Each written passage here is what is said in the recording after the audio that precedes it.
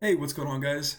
Migzuba here, and in today's video we're going to be taking a look at a mono red control deck, or a big red deck for standard best of one. So this deck tries to leverage the card advantage from colorless spells like Maze Mind Tome and Solemn Simulacrum to ramp you into Ugin the Spirit Dragon, which eventually takes over and wins games. So, the main incentive to play this deck over the mono black version is the Ironcrag Feat, which gives us access to a turn 5 Ugin.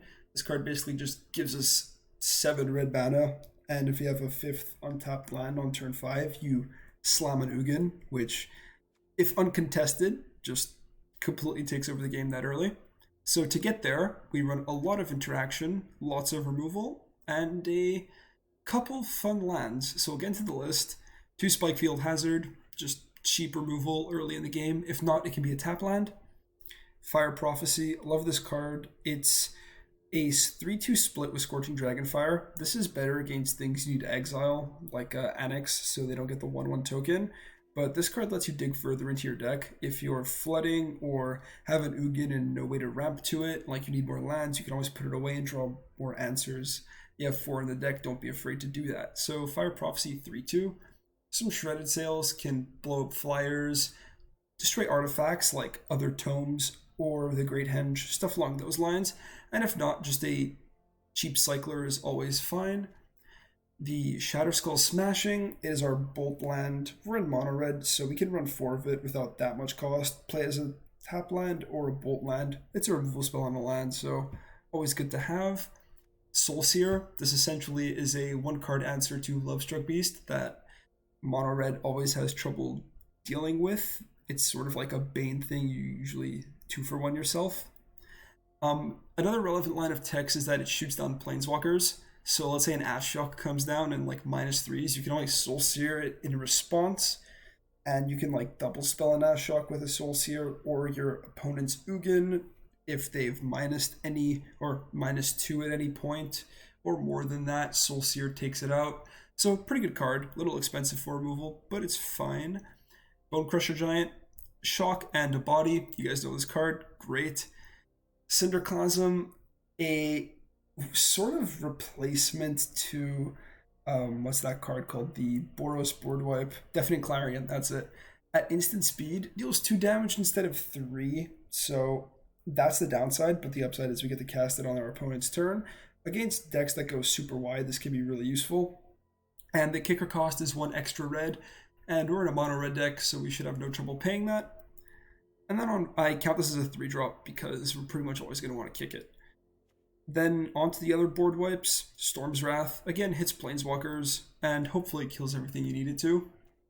Ironcrag Feat, we've covered, ramps you to Ugin. Same thing for the Simulacrum, ramps you to Ugin, gets you some cards when it dies, great card. The Ox of Agonis is amazing against rogues. You can wipe your yard for just 2 mana, and you're going to have plenty of it with all these red sources.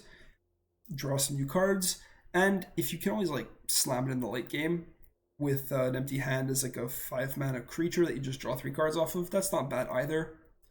A Chandra Heart of Fire, basically another way to get card advantage late in the game when you have no cards in your hand, can shock anything on its +1. And if you really need to, you can ultimate it, which doesn't come up very often. It reads search your graveyard and library for any number of red instant and sorcery cards, exile them, then shuffle your library. You may cast them and then add 6 red mana. So this kind of ramps you, resets your library a little bit. So that's not bad against rogues if you really like, but if you get to ultimate that, I guess like you're probably winning anyways. I don't know, the ultimate isn't super relevant. It's more of a card advantage play when you're empty-handed in the late game, which I found myself to be quite often. And Ugin, pretty much already covered that. 15 Mountains, 2 Crawling Barrens. I just don't want to spend the wild cards to craft more, as I wouldn't play 4 in many other decks. Even to Mirror Control, I like to have castles and spread out my colors. 2 Field of Ruin, destroy your opponent's castles, destroy their Crawling Barrens, love Field of Ruin. And 1 Labyrinth. This card basically can keep you alive. In the later game, once you have plenty of mana, you just stop an opposing creature from attacking.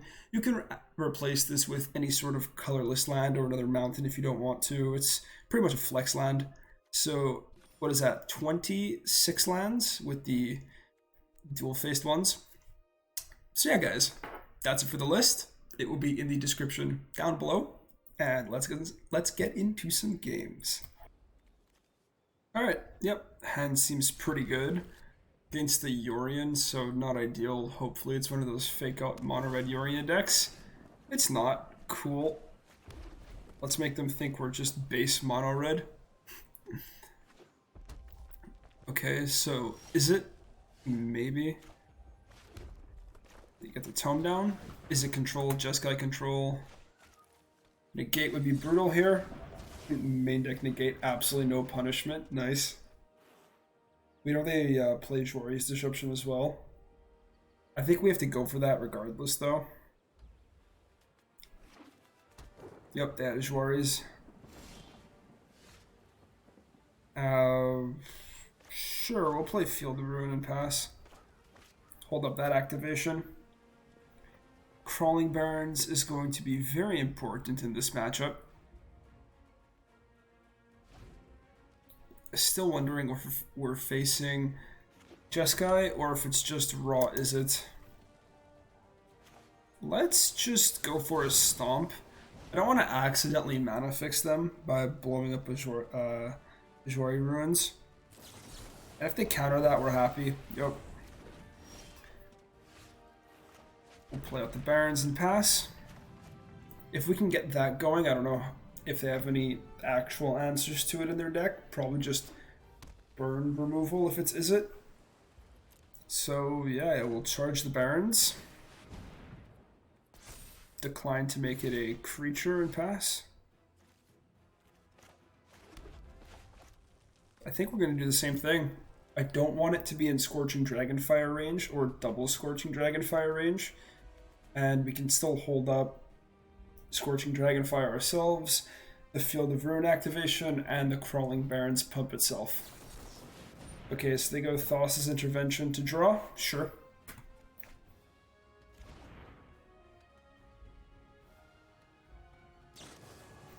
Spikefield Hazard my face. Yeah, that's a-okay with me. So this board wipe's looking pretty dead.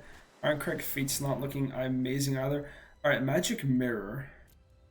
So the thing with the mirror is we actually have a way to deal with that. We have what's that card called? Oh, I'm sorry, it's like on the tip of my freaking tongue.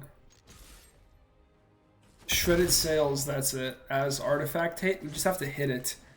And yeah, so we're gonna do our best to draw cards, but up until then, we kind of just slam in with the Barrens because this mirror is gonna get out of hand really, really quickly. By the Yorion, okay. Cinderclasm is not it. Let's go. And let's see if they can deal. Crawling Barrens, big 8/8. To the face. Okay, so, I mean, they're dead next turn, right?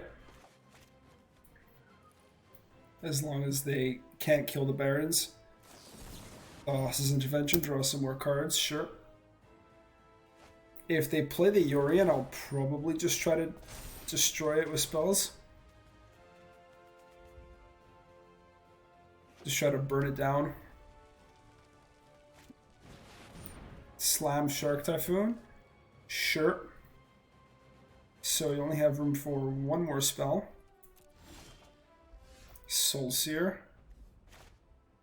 And I mean, I'll pay for this.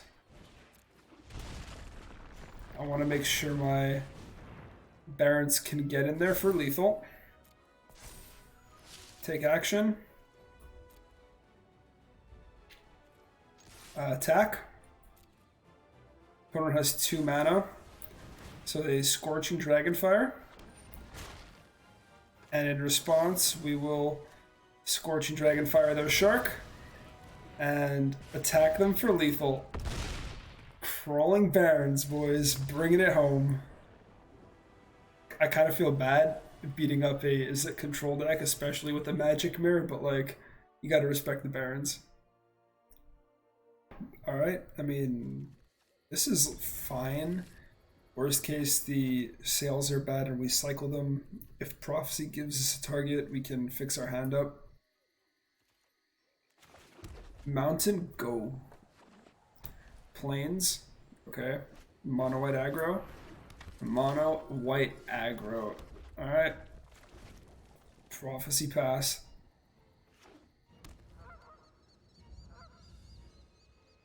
I mean, not actually Prophecy yet, but go for it now. Worry about to see a protection spell. Fight as one. Cheese. Alright, we'll put back the shredded sails. Okay.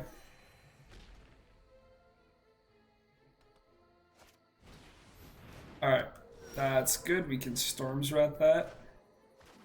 Or we can just... Ooh, but actually...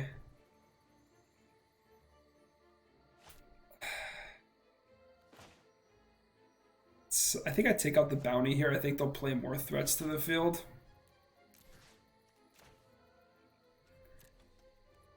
And I'm not a fan of them giving whatever they have protection from red from my Storm's Wrath.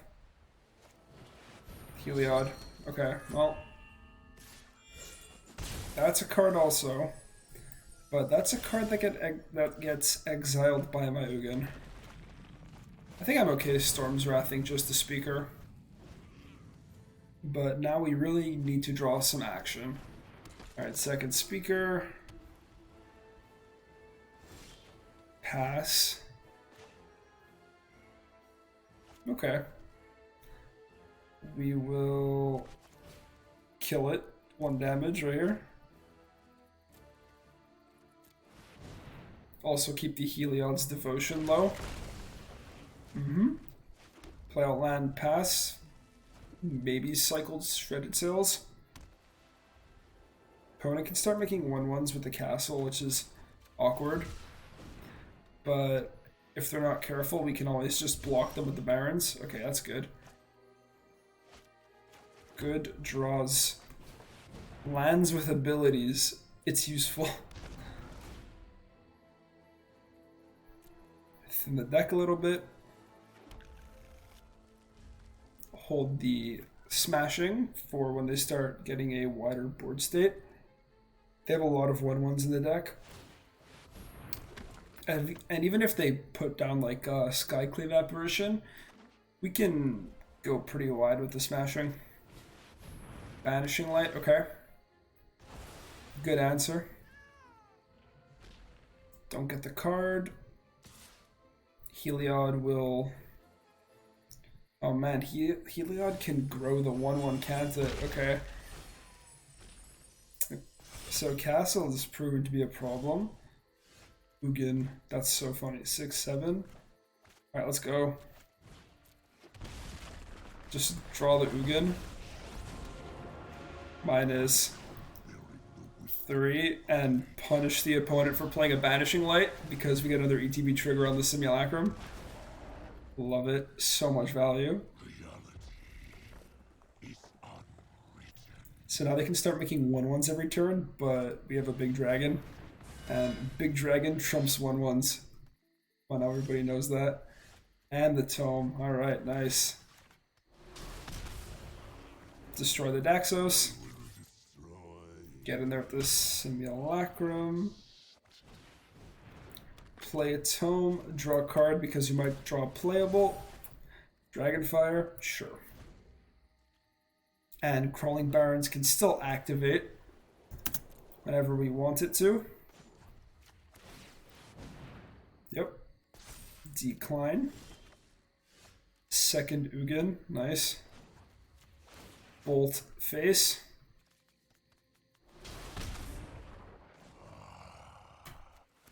Animate my Barons. Start getting in there. Yes, yes. We all know about Ugin's Ghostfire by now. Giant Killer. Feels bad. I will tap it for mana. Good answer. And draw off the tome with it. Iron Crack Feet, okay. Get in there with the Simulacrum. because why not? Ugin ultimate coming in 2 turns, by the way. That's a feels good. And opponent doesn't play their giant killer, knowing it'll get bolted. Third Ugin, that's pretty jokes. Actually, you know what? We're not going to attack here. We will bolt the face first. Because if we attack, they take 2 and they make a 1-er and get my Ugin off ultimate. And we are very happy to let Ugin ultimate here. Again, I'm drawing main phase with the tomes in case I hit a playable. Like any land would be fine. Doesn't really matter. We're drawing plenty of interaction. What you got? You got a scoop? Looking at the Ugin. Yeah, head explodes. And that's why we hold back the Simulacrum, because if not, the Ugin would be on 9, and then, like, we're still in a huge winning position, just not as huge. Oh man, there really isn't anybody on the arena right now. It is like 2:30 in the morning, so maybe that's a reason, but give the opponent the good old turn 1 mountain, and it's a Wind Robber, nice. So it's a Tome or to Fire Prophecy. I have interaction, quite a bit of it actually. So I think I get the Tome bound while I'm sure it resolves.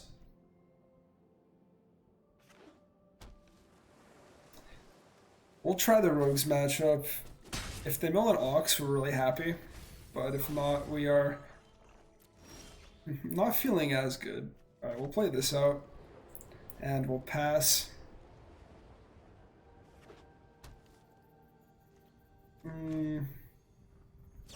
We'll play the Prophecy on the Robber. They can't counter it, they only have 1 carded grave. Or they can't counter it with a Drown in the Lock at least. Put back a Feat. And there's an Ox, so maybe letting the Millis wasn't a bad call. Okay. Draw, go. I can play at instant speed now too. Can cycle the Shredded Sails. It hits a flyer though, so I might just save it for a Thought Thief. Good. Keep hitting land, pass turn.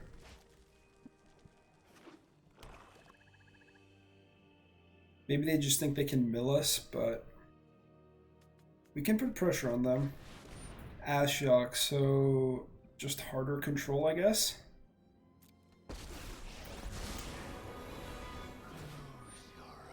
Okay.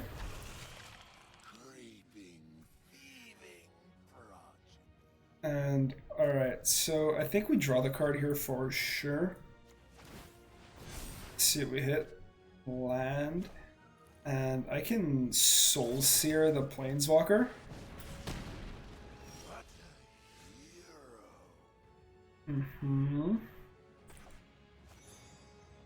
And wait, hold on. How much mana do I have? If I had 1 more land, I could go 1, 2, 3, 4 on the smashing. But right now, I think I just stomp the Ashiok and bolt in the smashing and pass. Just hold up more interaction. I don't think playing at Sorcery Speed is going to do any good against them. And we go a little bit negative on these interactions, but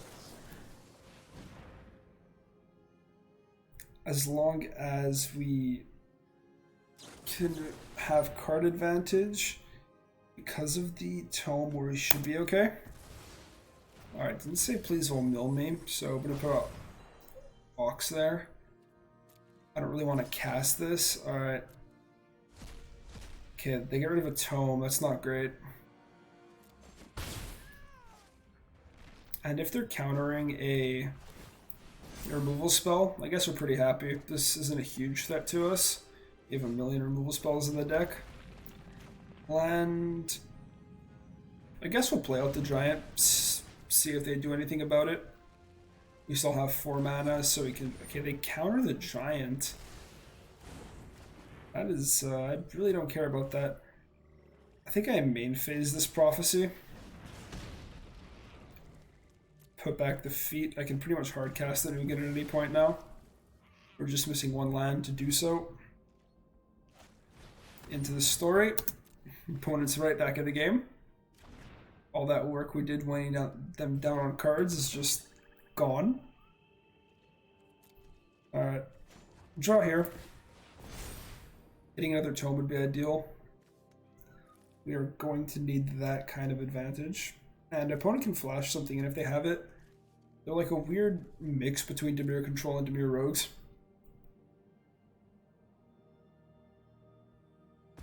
So yeah, we're tapped out. You can do what you want, but you can just respond to it. Giant's fine. Simulacrum is really good. If this resolves, we just get to keep ramping. Yeah, or ramping. We get to stay stable with land drops because we missed one this turn.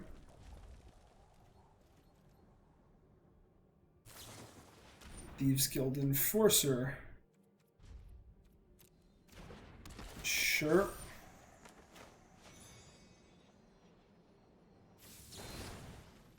Let's counter that. Let's make sure that gets countered. That gets destroyed. Second Enforcer? Sure. Lots of mill triggers. There go two Ugins and a Chandra. Nice. I have to get this Ox in the graveyard. Oh, I wish they'd build it. Okay. I guess that's my bad. Easy block. I mean, you never know what's on top of your deck, but if I had let them get the attack off with the Windrobber, this would be in my graveyard right now. Alright, Tome is really good.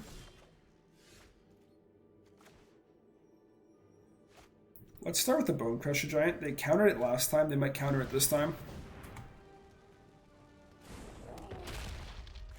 And we'll follow with Tome.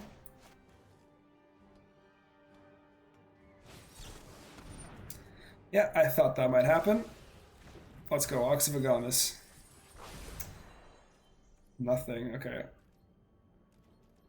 So, second didn't say please. They omen up. So yeah, this is a really weird deck. Maybe it's just a Dimir mill deck. Alright, 23 cards, we have to be careful. And they still have 3 into the stories. And okay, what are we looking at? 2 Ugins down. They cling their own yard. Okay. They have 8 cards. They can activate it again, meaning this Ox can just be exiled at any time. Interesting purple around the escape cards now. That's from the new update today, I think. Get a cling to draw a card. If they're clinging to draw, I guess I'm pretty happy. This does present a 5-turn clock, which, like, I know it's not that big of a deal, but it's something. If you're spending 4 mana to draw a card, I'm very happy. So we can keep that up.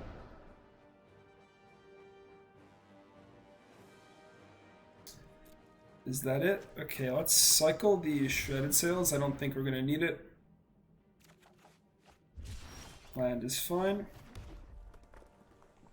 Now, the question is, do I Ox?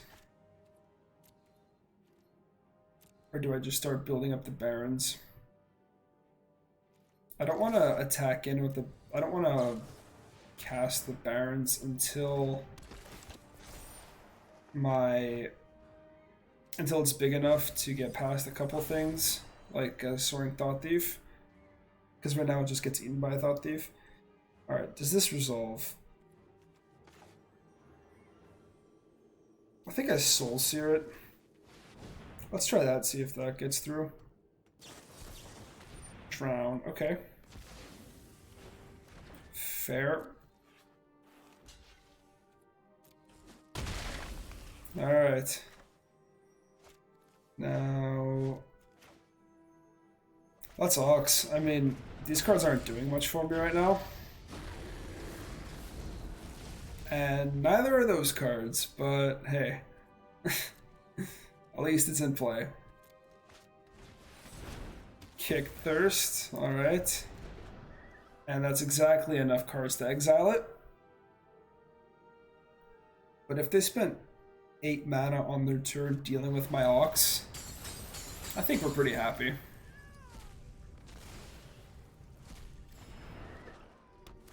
Okay, so my turn, if I just draw a land, is going to be pumping a million mana into this Crawling Barrens. Oh yeah. And we can take out the castle if we want to. Alright, so we're going to add 7 red mana. And we are going to put it into the Barrens. And we are going to... No. Yeah, put it into the Barrens again. And do I pump it another time, or do I Field of Ruin their castle?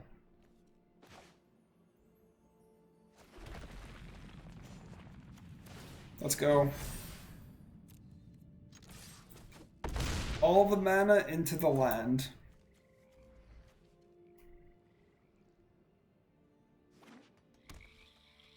Land. Sacrifice Omen to Scry. So next turn we might Field of Ruin their castle. Ruin their Scry if they keep on top. 2 to the top, okay. So, draw spell. There's an Ugin.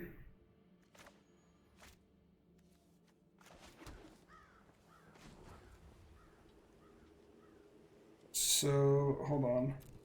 Let's tap 1, 2, 3, 4. Hold up all my colorless lands. Take action. How much does it cost? 2 mana and tapping it. So, okay, I don't have enough mana to... Do I have enough mana to pump their Barrens again? No, I'm missing 1. Okay. It's still a 2-turn clock because of the extra 2 counters I'll get for animating it next turn. And before I crack the Barrens, I want my opponent to go for... Before I crack the Field of Ruin, I want my opponent to go for the castle draw. And they don't do it, okay. Into the story. Yep.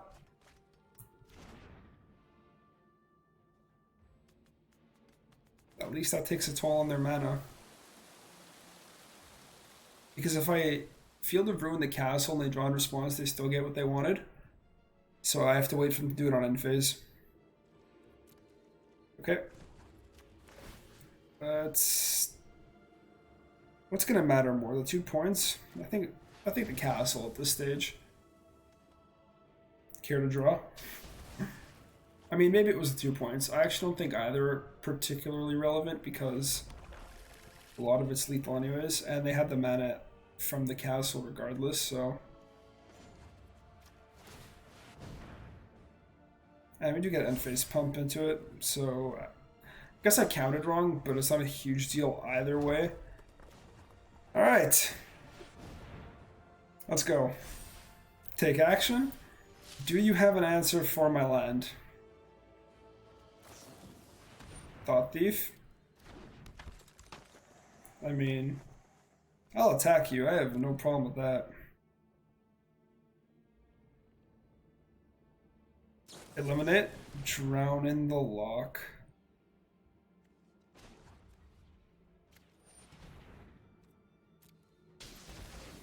Feels bad, man.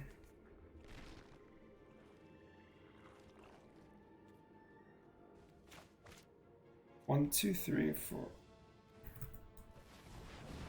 I have 8 mana. I don't want to go to attackers. I want to cast my Ugin. Oh man. Okay.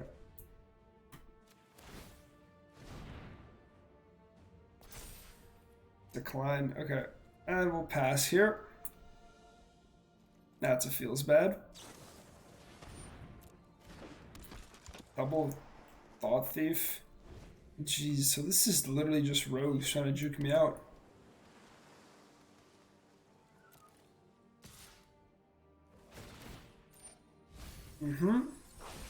Let's go Ox. Are you telling me my second Ox is at the bottom of my deck? Okay. Interesting.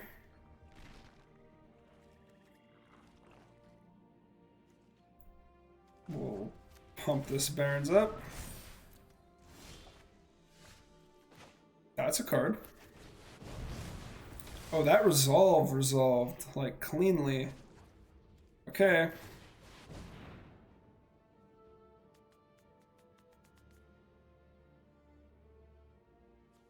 Now they have cards in the graveyard, so now they have Cling active. That's what's giving them priority.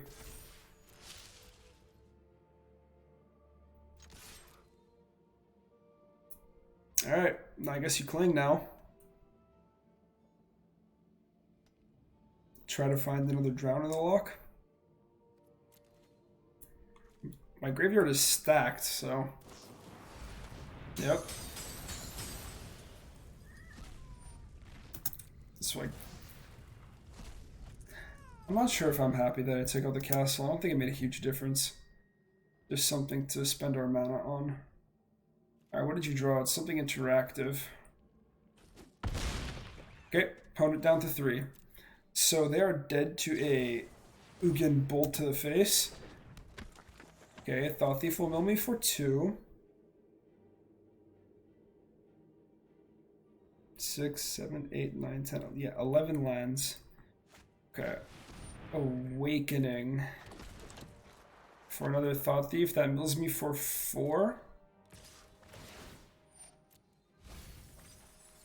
Okay. And the Ox really is at the last 3 cards in my library. Okay, so what's left in the deck? Ugin, Ox, and Spikefield Hazard. Alright. So how do I do this? Cards engraved 2.